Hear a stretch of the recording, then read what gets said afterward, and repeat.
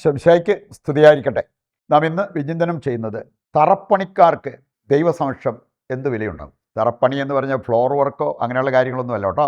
നമ്മൾ ചെയ്യുന്ന ചില കാര്യങ്ങൾ, പറയുന്ന ചില കാര്യങ്ങൾ, ചിന്തിക്കുന്ന ചില കാര്യങ്ങൾ, ഇതൊക്കെ വെറും തറയാണെങ്കിൽ ദൈവസമക്ഷം നമുക്ക് ഒരു വിലയുണ്ടാകത്തില്ല. വേണമെങ്കിൽ സമൂഹത്തിലെ ആൾക്കാരൊക്കെ നമ്മളെ പൊക്കി പറഞ്ഞേക്കാം, അല്ലെങ്കിൽ നമ്മൾ വലിയൊരു സംഭവമാണെന്നൊക്കെ അവർ വരച്ച് കാട്ടിയേക്കാം. പക്ഷെ ദൈവസമക്ഷം നമുക്ക് ഒരു വിലയും ഉണ്ടാകണമെന്നില്ല. ഇന്ന് വേണമെങ്കിൽ നമുക്ക് നമ്മുടെ ചിന്തയിൽ നമ്മൾ ഈ ഉന്നതമായ കാര്യങ്ങൾ ചിന്തിച്ച്, ദൈവിക കാര്യങ്ങൾ ചിന്തിച്ച് ജീവിക്കുന്നതിനേക്കാളും വളരെ മോശമായിട്ടുള്ള ഈ തറ ചിന്താഗതി, അതല്ലെങ്കിൽ തറ കാര്യങ്ങളെക്കുറിച്ചുള്ള ചിന്തകൾ, ഇതൊക്കെ ആയിട്ട് വേണമെങ്കിൽ നമുക്ക് പോകാം. സംസാരം കർത്താവ് വചനത്തിൽ ഓർമ്മിപ്പിക്കുന്ന ഒരു കാര്യം, വിലകെട്ടതൊന്നും പറയരുത്. അങ്ങനെയെങ്കിൽ നിനക്ക് വിലയുണ്ടാവും.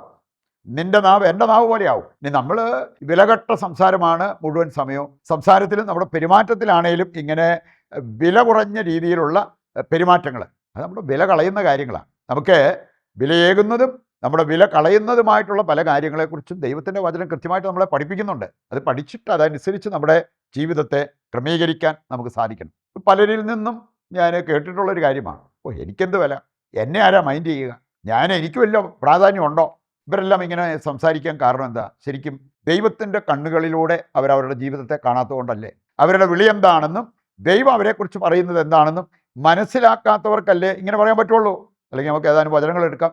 അപ്പോൾ നമ്മൾ വിലയുള്ളവരാണോ, ദൈവസമക്ഷം എത്രമാത്രം വിലമതിക്കപ്പെടുന്നവരാണ് എന്നുള്ളത് നമുക്ക് തിരിച്ചറിയാൻ പറ്റും. ഒന്നാമതായിട്ട് നമ്മൾ ചിന്തിക്കുന്നത്, ദൈവം നമുക്ക് വലിയ വിലയാണ് കൽപ്പിക്കുന്നത് എന്ന യാഥാർത്ഥ്യം അത് വചനത്തിൽ കാണാൻ പറ്റും. യെശയ്യാ 43:1 മുതൽ വായിക്കുമ്പോൾ അവിടെ പറഞ്ഞിരിക്കുന്നത്, ഒരുപക്ഷെ നമ്മൾ സൗന്ദര്യം കുറവുള്ളവരായിരിക്കാം, ഷേപ്പ് അത്രയ്ക്ക് അങ്ങോട്ട് ആൾക്കാർ അപ്രീഷിയേറ്റ് ചെയ്യുന്നതല്ലായിരിക്കാം, ചിലപ്പം ബുദ്ധിയും ബോധവും കുറച്ച് കുറവായിരിക്കാം.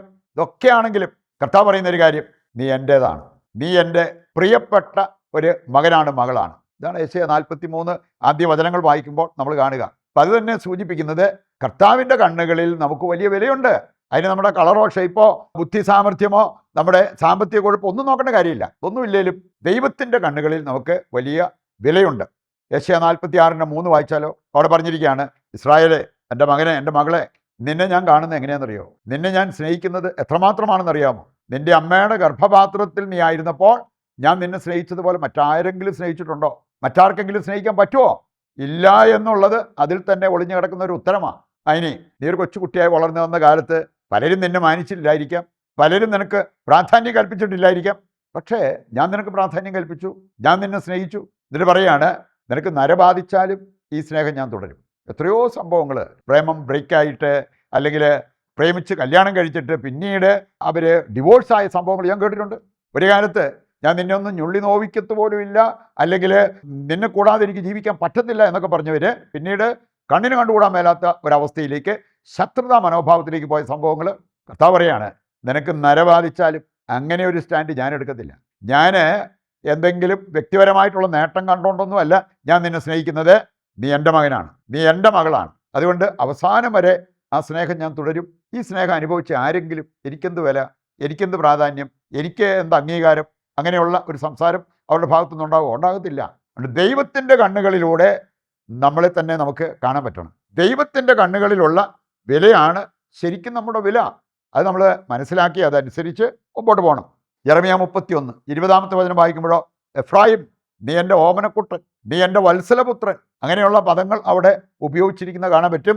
പ്രേമക്കാർ ഉപയോഗിക്കുന്നതിനേക്കാൾ നല്ല ശക്തമായ ഭാഷയിലാണ് കർത്താവ് പറയുക, നീ എൻ്റേതാണ്, നീ എൻ്റെ സ്വന്തമാണ്. രണ്ടാമതായിട്ട് നമ്മൾ ചിന്തിക്കുന്നത്, വില തോന്നാൻ നമ്മൾ ചെയ്യേണ്ടത് ദൈവത്തിങ്കിലേക്ക് നോക്കണം എന്ന യാഥാർത്ഥ്യമാണ്. ദൈവത്തിങ്കിലേക്ക് നോക്കണം, ദൈവവചനത്തിലേക്ക് നോക്കണം. ഞാൻ ആരാണെന്നുള്ളത് വചനത്തിലൂടെ കണ്ടെത്തണം. 1 പത്രോസ് 2:9 വചനം പഠിപ്പിക്കുന്നത് എന്താ? നീ തിരഞ്ഞെടുക്കപ്പെട്ട വംശമാണ്, രാജകീയ പുരോഹിത ഗണമാണ്, വിശുദ്ധ ജനമാണ്, ദൈവത്തിൻ്റെ സ്വന്തമാണ്. നമ്മൾ ആ അഭിഷിക്തരായിട്ടുള്ള വ്യക്തികളാണ്. അഭിഷിക്തരെക്കുറിച്ച് വചനം പറയുന്നുണ്ട്, നിന്നെ ഞാൻ സന്തോഷവും സമൃദ്ധിയും കൊണ്ട് നിറയ്ക്കും. അതാണ് കർത്താവിൻ്റെ വചനം പഠിപ്പിക്കുക. യെരമ്യാ 31:11 വായിച്ചാൽ മതി. ഞാൻ എൻ്റെ അഭിഷിക്തരെ സന്തോഷവും സമൃദ്ധിയും കൊണ്ട് നിറയ്ക്കും. അപ്പം അങ്ങനെ ഒരു കാര്യം കർത്താവ് പറഞ്ഞിരിക്കെ, ആ പുരോഹിത ഗണത്തിൽപ്പെടുന്ന നമ്മളെല്ലാവരും എന്തെങ്കിലും ഒരു ദാരിദ്ര്യാവസ്ഥയിലൂടെ പോകേണ്ടി വരുമോ? അതുകൊണ്ട് കർത്താവിങ്കിലേക്ക് നോക്കി, വചനത്തിലേക്ക് നോക്കി നമ്മുടെ പ്രാധാന്യം മനസ്സിലാക്കാൻ നമുക്ക് സാധിക്കണം. സങ്കീർത്തനം 118 വചനം പറയുന്നുണ്ട്, മനുഷ്യരിൽ ആശ്രയിക്കുന്നതിനേക്കാൾ കർത്താവിൽ ആശ്രയിക്കുന്നതാണ് നല്ലത്. നമുക്ക് ശരിക്കും വിലയുണ്ടാകണമെങ്കിൽ ദൈവത്തിൽ ആശ്രയിക്കുന്നവരായി മാറണം. മനുഷ്യരുടെ ഒരു പ്രശംസ തേടിപ്പോകുന്നതിനേക്കാളും ദൈവത്തിൻ്റെ ഒരു സ്വീകാര്യത, അതാണ് ഒരു ക്രിസ്ത്യാനിക്ക്, ദൈവത്തിൻ്റെ മകനും മകൾക്ക് ഏറ്റവും ആവശ്യമായിട്ടുള്ളത്. മറ്റൊരു കാര്യം നമ്മൾ മനസ്സിലാക്കണം, വില പകരുന്ന ചില മനോഭാവങ്ങളെക്കുറിച്ച് ദൈവത്തിൻ്റെ വചനം നമ്മെ പഠിപ്പിക്കുന്നുണ്ട്. ഇങ്ങനെയുള്ള മനോഭാവം നമ്മൾ ഉൾക്കൊള്ളുന്നുവെങ്കിൽ നമുക്ക് വിലയുണ്ടാവും. ദൈവത്തിന് മുമ്പിലും മറ്റുള്ളവരുടെ മുമ്പിലും നമുക്ക് വിലയുണ്ടാവും. ലൂക്ക 6:31 എടുത്താൽ അവിടെ പറഞ്ഞിട്ടുണ്ട്, മറ്റുള്ളവർ നിന്നോട് എങ്ങനെ പെരുമാറണമെന്ന് നീ ആഗ്രഹിക്കുന്നോ അങ്ങനെ തന്നെ മറ്റുള്ളവരോട് പെരുമാറാൻ നീ തയ്യാറാവുക. അത് നിന്നെ വിലയുള്ള വ്യക്തിയാക്കി മാറ്റും. യോഹന്നാൻ 3:30 സ്നാപയോഹന്നാൻ്റെ മനോഭാവം, ഞാൻ കുറയണം, യേശു വളരണം. ദൈവം വളരണം, ഞാൻ കുറയണം. ഈ ഒരു മനോഭാവം ഉണ്ടെങ്കിൽ ദൈവം തന്നെ നമ്മളെ ഒരുപാട് വിലയുള്ളവരാക്കി മാറ്റും. ഗലാത്യർ 2:20 വായിച്ചാൽ പൗലോസ് പറഞ്ഞൊരു കാര്യം, ഞാനില്ല, ക്രിസ്തു എന്നിൽ ജീവിക്കുന്നു, ഞാൻ ഇല്ലാതായിരിക്കുന്നു, ക്രിസ്തു എന്നിൽ എല്ലാമായി മാറിയിരിക്കുന്നു. മനോഭാവമുള്ളവർക്ക് കർത്താവിൻ്റെ കണ്ണുകളിൽ വിലയില്ലാണ്ടാവുമോ? ഫിലിപ്പിയർ 3:13 വചനം എടുത്താൽ, എൻ്റെ പിന്നിലുള്ളവയെ വിസ്മരിച്ച് മുമ്പിലുള്ളവയെ ലക്ഷ്യമാക്കി ഞാൻ യാത്ര തുടരും. ഒത്തിരി പേരുടെ വില കെട്ടുപോകുന്നതിൻ്റെ ഒരു കാരണം, ബൗണ്ട് ടു ദ പാസ്റ്റ് എന്ന് ഇംഗ്ലീഷിൽ പറയും. ഇന്നലകളിൽ കെട്ടിയിട്ട പോലെ കിടക്കുക. വാ തുറന്ന് ഇന്നലകളിലെ നൊമ്പരങ്ങൾ, വേദനകൾ, നഷ്ടങ്ങൾ, ഇതിൻ്റെ കണക്ക് മാത്രമേ പറയാനുള്ളൂ. പൗലോസ് പറഞ്ഞൊരു കാര്യം, അതൊക്കെ ഞാൻ വിസ്മരിക്കും, എന്നിട്ട് മുമ്പിലുള്ളവയെ ലക്ഷ്യമാക്കി ഞാൻ എൻ്റെ യാത്ര തുടരും. ലൂക്ക 21:1 വായിച്ചാൽ, ഒരു വിധവ ആകെ 2 ചെമ്പുതൊട്ടുണ്ടായിരുന്നു, അവൾ കൊണ്ടുവന്നത് ഭണ്ഡാരത്തിലിടുന്ന് കാണാൻ പറ്റും. അവൾ അതിലൂടെ വിളിച്ചു പറഞ്ഞൊരു കാര്യം, എൻ്റെ ആശ്രയത്വം ഈ ചെമ്പുതൊട്ടിലല്ല, എൻ്റെ ദൈവത്തിലാണ്. അവളെ ദൈവം ഏറ്റെടുക്കാതിരിക്കോ? ഇങ്ങനെ ഒരു മനോഭാവത്തിലേക്ക് വന്നാൽ ഇതെല്ലാം നമുക്ക് ഒരുപാട് വില പകരുന്ന ഒരു കാര്യങ്ങളാണ്, മനോഭാവമാണ് എന്നുള്ളത് നമ്മൾ തിരിച്ചറിയണം. അവസാനമായിട്ട് നമ്മൾ ചിന്തിക്കുന്നത്, വില കളയുന്ന ചില കാര്യങ്ങളുണ്ട് കേട്ടോ, അതിൽ പെടാതിരിക്കാൻ നമ്മൾ ശ്രദ്ധിക്കണം. ഒന്ന്, ഭയം.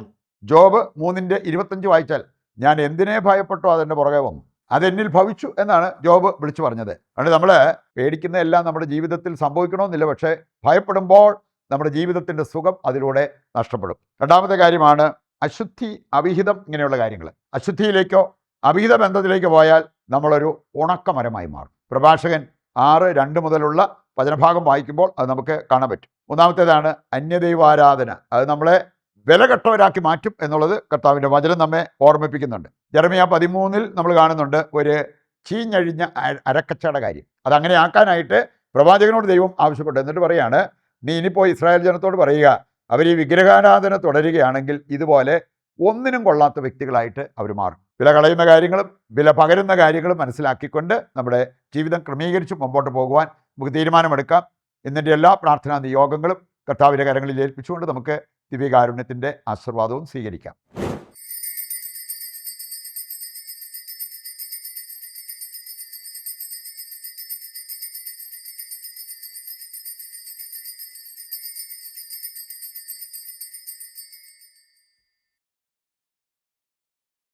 പരിശുദ്ധ പരമ ദിവ്യകാരുണ്യത്തിന് എന്നേരവും ആരാധനയും സ്തുതിയും പുകഴ്ചയും ഉണ്ടായിരിക്കട്ടെ. ഈശോയ്ക്ക് സ്തുതിയായിരിക്കട്ടെ. മറ്റൊരു എപ്പിസോഡുമായി നാളെ വീണ്ടും നമുക്ക് ഒരുമിക്കാം. ദൈവം നിങ്ങളെ സമർത്ഥമായി അനുഗ്രഹിക്കട്ടെ.